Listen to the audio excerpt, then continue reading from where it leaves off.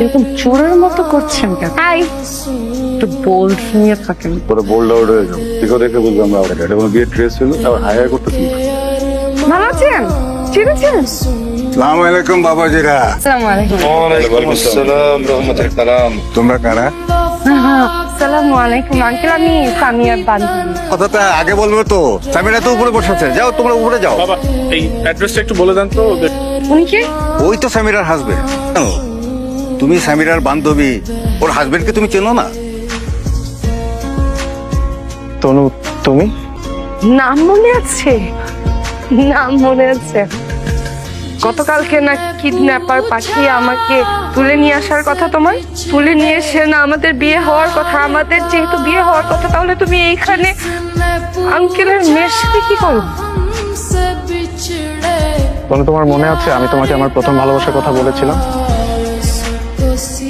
আমি ওকে ভুলতে পারিনি। কোনো একটা কারণে ওর সাথে আমার সবকিছু ঠিক হয়ে গেছে। And আজকে এখানে ওর সাথে আমার বিয়ে হচ্ছে। তোমার এই প্রথম ভালোবাসাকে ভোলানোর জন্য আমি কষ্টের উপর কষ্ট করে গিয়েছি। তুমি তোমার ফ্রেন্ডদের সাথে কক্সবাজার গিয়েছো, আমি তোমাকে নক পর্যন্ত করিনি। তোমার এই প্রথম ভালোবাসাকে ভোলানোর জন্য আমি নিজে ভুলে গেছি আমি কে। তুমি বলছো যে তুমি ওর জন্য আমাকে ভুলে গেছো, হঠাৎ সব ঠিক হয়ে গেল।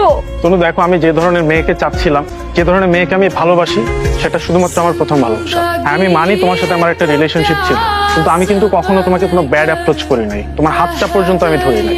ইনফ্যাক্ট আমি তোমার সাথে কোনো সিনেমা পর্যন্ত দেখতে চাইনি। সেই জায়গাটাতে আমি লয়াল ছিল। তোমার বাবা তোমার জন্য যথেষ্ট ভালো একটা ছেলে দেখে, যাও তার সাথে হ্যাপি থাকো। আমাকে আমার মতো হ্যাপি থাকতে দাও।